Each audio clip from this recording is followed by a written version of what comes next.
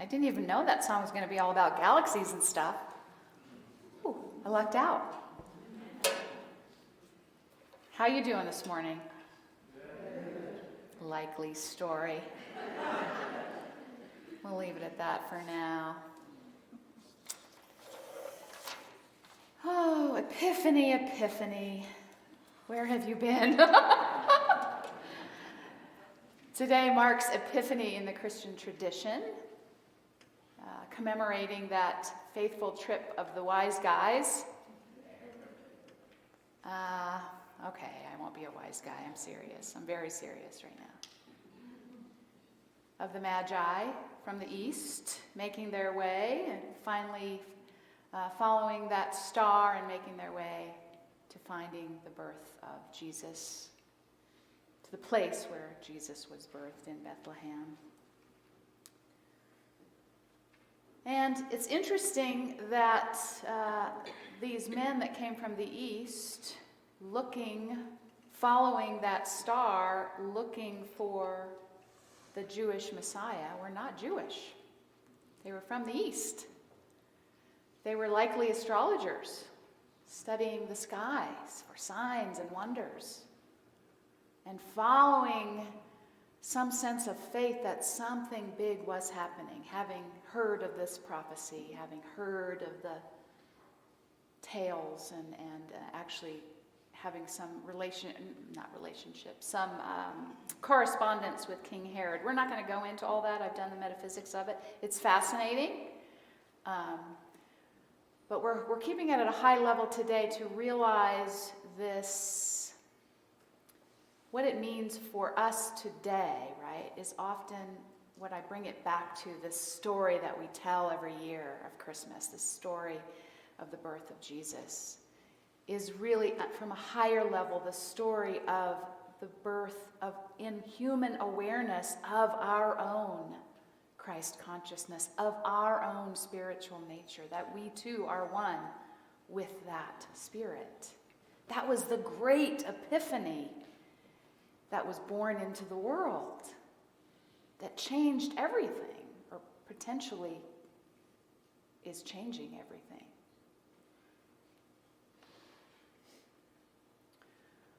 And so they followed that star. They followed some sense of knowing that something great was happening.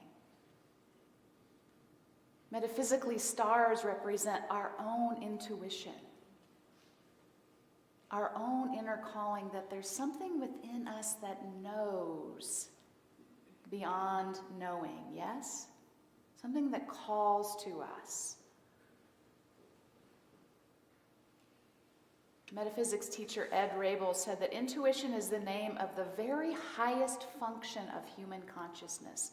It is there that we receive divine inspiration, and how we are also coming to be aware of how that has not been prioritized. Don't trust that. Listen to this. Right? But that there is a place and a space within us that hears, receives, and trusts, that follows that inner illumination, just as those wise men did. And beyond the Christian lineage, which, when I looked up the word epiphany, it does state that it comes from the Greek word Epiphania, which means appearance or manifestation, centered in that birth of Christ. But we too experience that. When something happens, it could be an event, it could be just as we grow in our awareness, where information and experiences we've had shift in a way that suddenly, whoa, there's a whole new perspective. Yeah? Anybody had that? Anybody had it today? Oh, just wait. So Epiphanies refer to an intuitive grasp of reality through something such as an event, usually simple and striking. An illuminating discovery, realization, or disclosure. And so consider for yourself, just take a minute, perhaps over this past year, I've likened our life that is unfolding after our collective experience of COVID as a collective epiphany. Things are being revealed and realigned. We're seeing things from a different vantage point. We're invited to, We're seeing ourselves from a different vantage point. We were having a conversation the other night. I can't remember what started it, but that we're experiencing in different parts of our family and community, that people are at their edge. They're at their edge, and it feels very teetering. Like, which way are we going to fall individually? Am I going to fall apart? Maybe. And then what? Then what do we get to reassemble? What do we get to discover when the ways we know don't quite work? That just means there's a new discovery waiting. It's prime time, yes?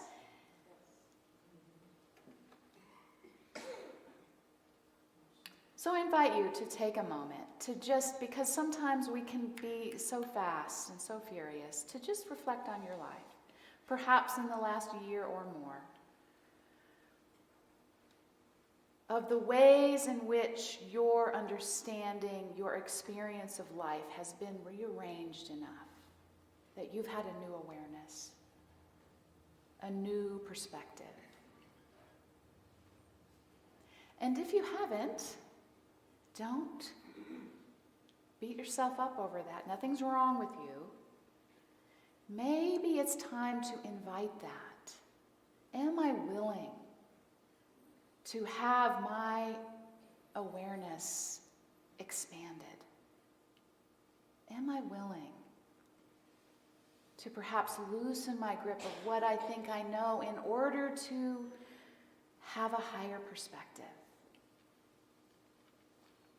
And that's where we start. Am I willing? But in this process, I just invite you to give thanks, to give awareness to this practice that you have, this capacity that you have. And I really see it entwining with grace, right? That we can learn by drudging through the experience over and over and over and finally saying, okay, maybe I'll do something different. No, give me one more shot, right? Or by loosening that grip, we're given a higher perspective. We don't have to necessarily drudge through it all. And I'm not saying that there aren't times and spaces that we do. We have to look at what we haven't wanted to look at.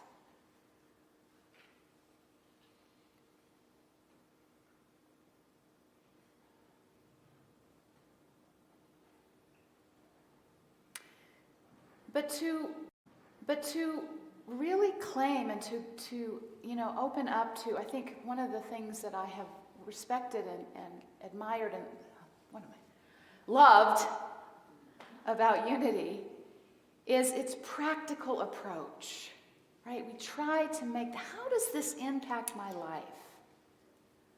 And to have a very practical sense that this is the energy of divine intelligence that fuels this process of epiphany. As we open up to higher and higher levels of understanding,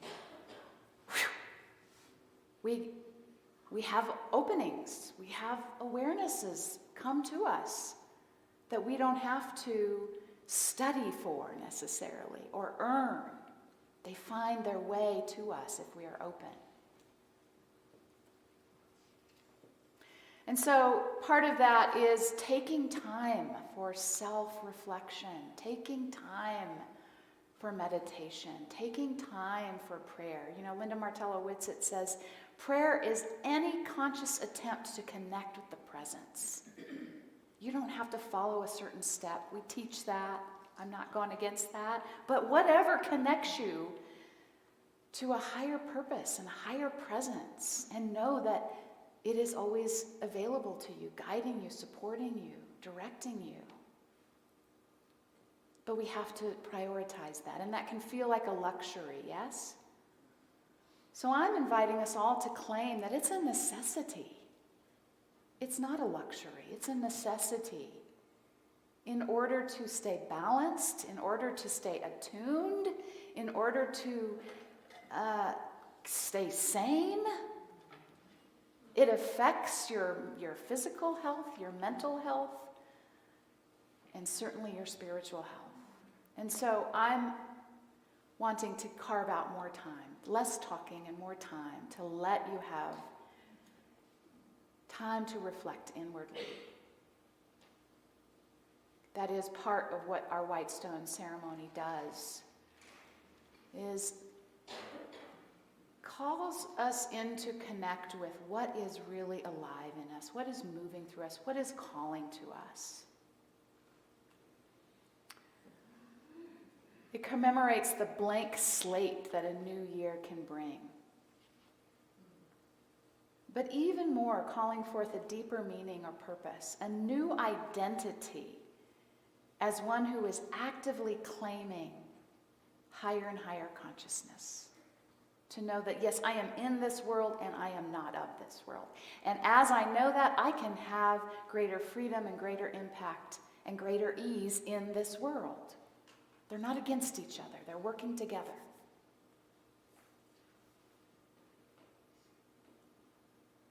Did everybody get a stone and a marker? If you didn't, just raise your hand. Okay, we've got a couple over here, Liz. Every now and then, yeah, there we go. Okay. So the white stone is an ancient ritual. You know, back in the time when Jesus was teaching and someone had been jailed or prisoned or in bondage, when they were freed, they were given a white stone. Blank slate. Create their next steps into freedom. Several more over here. I had a note to pick one up, people. We don't listen to you, Trish. Keep talking, keep going.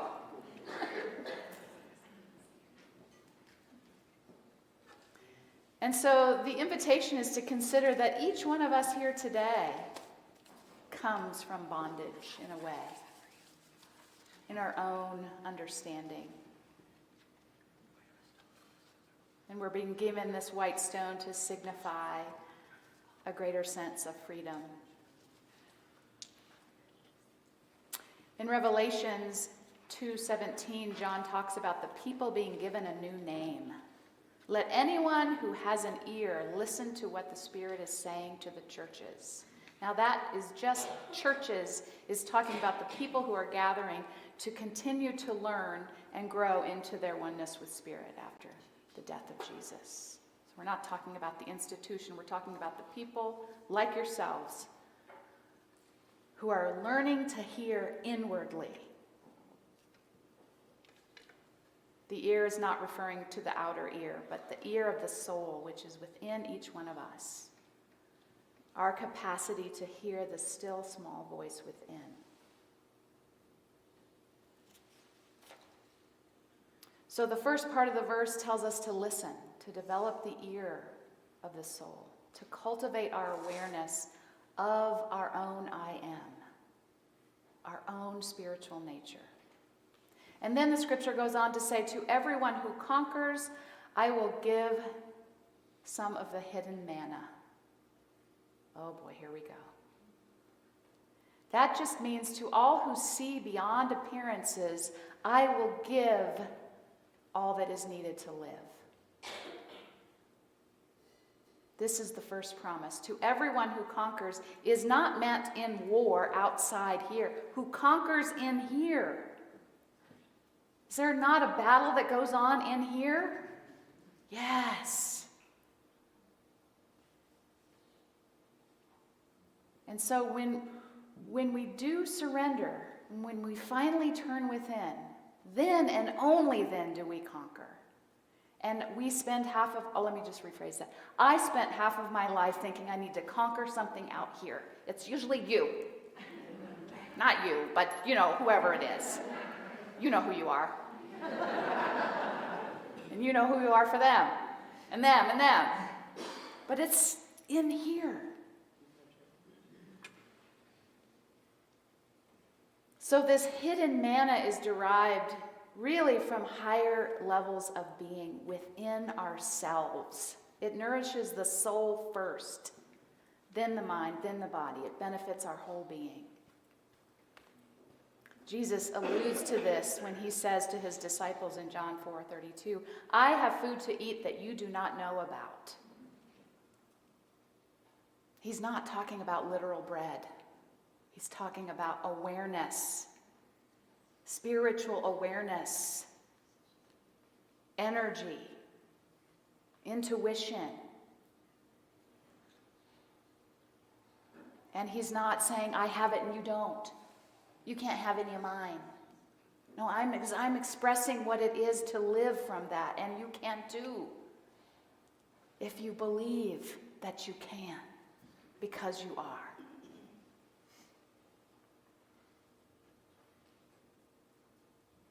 In the days of wandering in the wilderness with Moses, the manna was that which God sent down daily, and all the people had to do was collect it. They didn't have to do anything else. Oh, don't you long for those days? Metaphysically, manna is the bread of life. It represents the realization that the divine substance is everywhere present, in every part of our consciousness, and in every part of our life, in all of existence. There is a divine energy. We are never separate from it. So when we surrender to Spirit, then the promise is fulfilled, and we are given this hidden manna that is not visible to the world. We experience it inwardly. It's an inner awareness. And we are given that peace that passes all human understanding.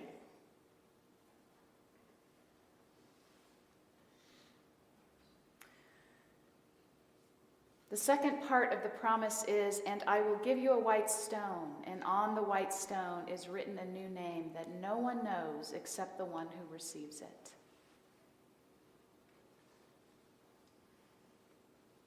This is a time when it was believed that the people had overcome and had made their connection with the divine. Then they got their new name. That new name was written on the white stone. And the name was given to them directly from Spirit. No one else intervened. No one else was aware. No one else gave permission. It was a new nature, a new freedom from bondage.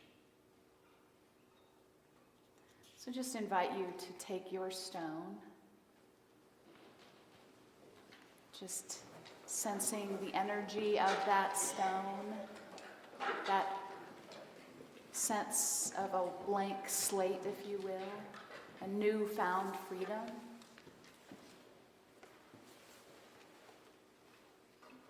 We know also in the Bible there were many stories of name changes. I won't list them all. But the change in name always signifies a change in consciousness. And in biblical times, names were sacred. Names were assigned by the essence of that lineage and that child. They weren't just, oh, I like that, it sounds cute, right?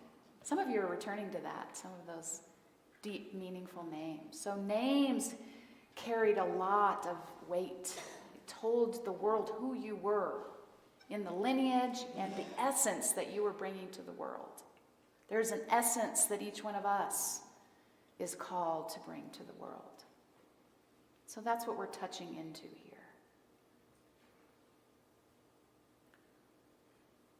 As we surrender and allow Spirit to speak to us in the silence, we make space for these unlimited possibilities to start to come forward. This voice to speak to us specifically. We find an opening to remember the fullness that we are. I'm going to invite Lauren to sing us into a time of meditation, to connect you with what is coming forward for you.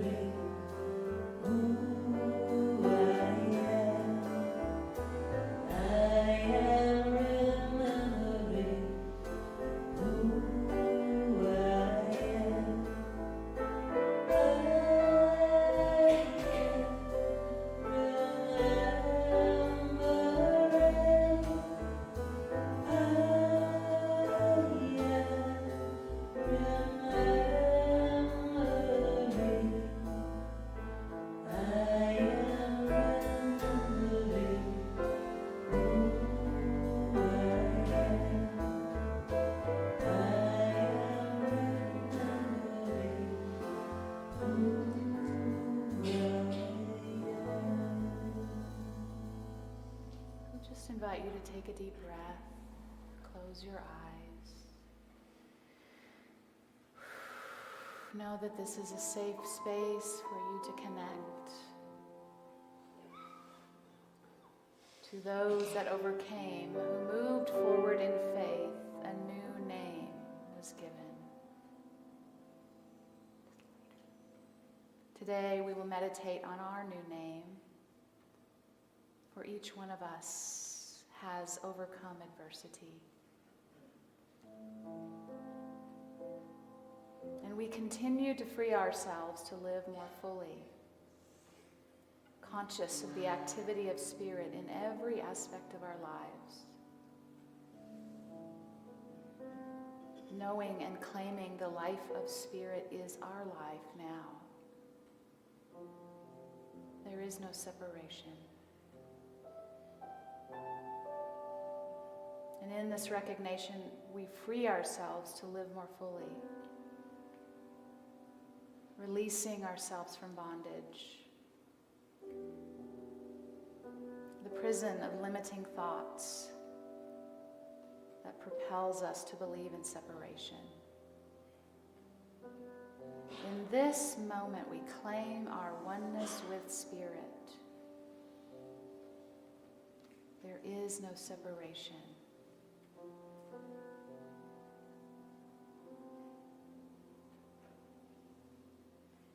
And so, as you are guided by Spirit, I invite you to trust in this moment,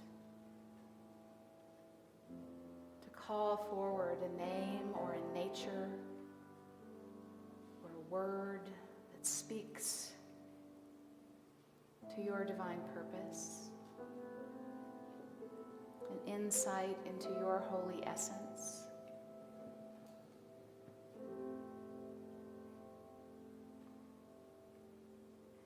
Drawing you to the purpose that Spirit has for you, specifically for you.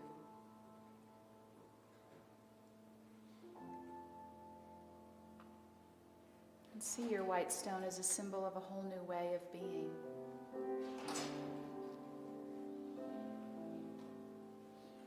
No one in the entire universe except you and the divine knows this new name, this new intention.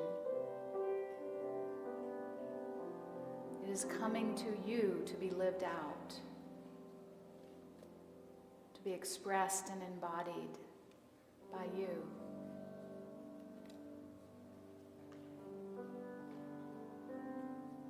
It is the invitation for what Spirit is calling you to be and then to do.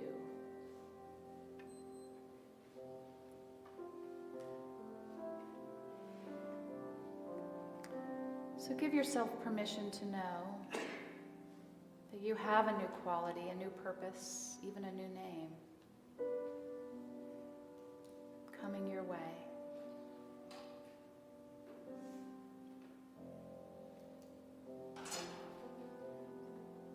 And when it comes, go ahead and write that on your stone.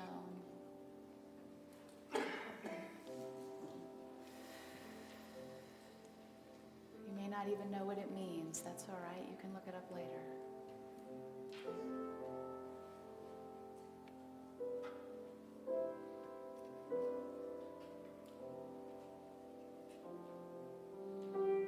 If something has come to you, stay quiet and allow yourself to ask for deeper understanding.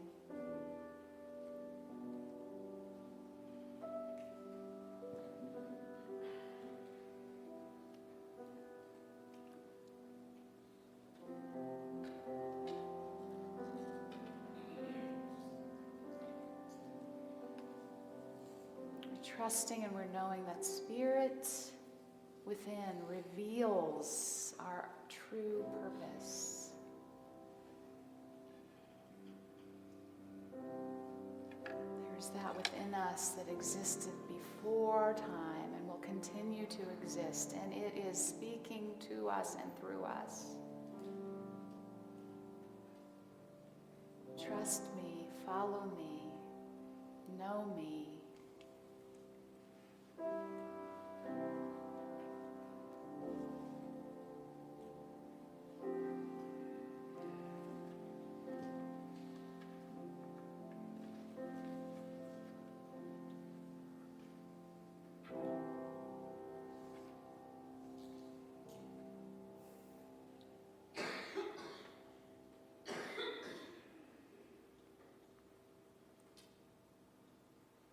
Going forward, anytime you look at your stone, realize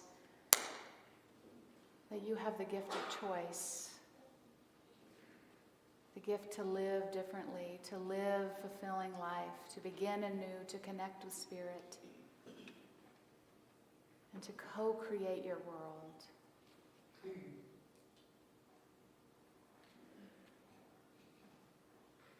The book of Revelations, John wrote that the white stone carries a new name, the spiritual identity, and a deeper awareness of what Spirit has planned for you. So I just invite you to welcome and accept this consciousness that is forever increasing, forever seeking to increase the good in your life, even in difficult situations. Growing you, expanding you, holding you, loving you, guiding you.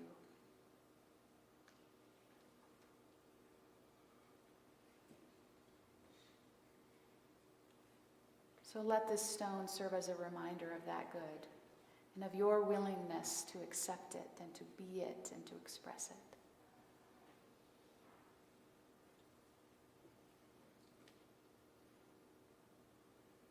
And so gratitude flows over us as we receive this instruction, this name, this quality. Along with it comes the power and guidance to achieve what we really desire.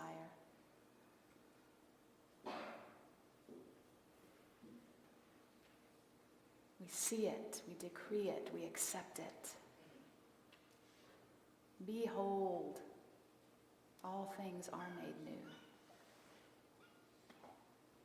Not through us in our limitations, but as we connect with the fullness of Spirit and let it expand us. Just invite you to take a deep breath and allow whatever has come or not come to be all right.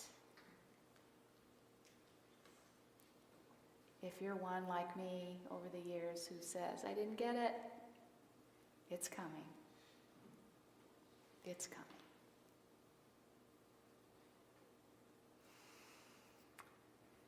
I want to say that next Sunday concludes our 12 Powers series with the power of life, which fits nicely because we're moving forward with releasing what no longer serves us. We did with the burning bowl. It's not too late. You can still do that. Opening up to what is calling us, what new identity, new intention is making itself known to us. And then begin to move into setting those intentions. What do we want to give life to? The new year is a perfect time to really spend time focusing on that, cultivating that, and letting that direct us. Otherwise, I don't know if it happens to you, but life just starts happening. You say, oh, what was my intention?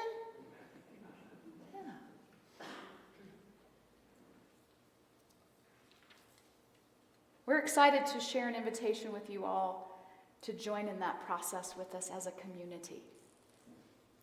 We're calling it Dreaming the Dream of Unity of Denver. So just as we do this individually, we do this as a community, right? Who are we?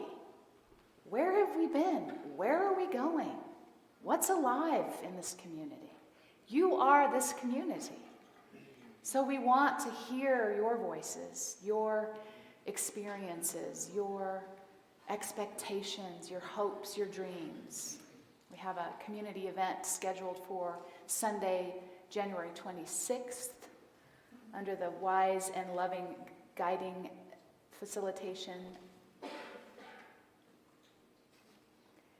The process will be facilitated under the wise and loving care of Bob Tipton, who is a skilled facilitator, and more importantly, in my mind, has a real heart for what we're doing here at Unity Spiritual Center Denver today. He's actually here with us today. Give him a shout, give him a wave so they can identify. Hey, Bob! We found him by way of Christina Boatsum, who serves on the council and who's done some work with him at St. Andrew's Methodist Church. And it was really sweet to find as we spoke that Bob came here as a kid with his grandmother and had a sweet remembrance of what unity meant to him from his youth, and certainly has an opening for what it means to us in the world as one of the messages that I think the world could really use to heal and to transform and to co-create a world that really works for all. So we're really excited and blessed to have him facilitating that. There will be tangible outcomes. We're not just going to sit around and talk and then you won't hear about it. There's several steps in that process and they build on each other. So I really hope that if you find meeting here and you are interested in the future of this space, that you will put that on your calendar and join us. It's going to be fun, it's going to be interactive, and of course there'll be lunch, so everybody just calm down. All right. Thank you for being here today. I want to invite you to bless our love offerings together, all that you give in support of this center goes to do all that we are able to do in our services and our programs. I know many of you do that online, so thank you for that. There's a QR code in your bulletin. If you'd like to give online, you can do that as well. And there's also baskets in the back. As you make your way out, you can leave them there. So however it is you are giving, let's bless what is given today. Divine love as me blesses and multiplies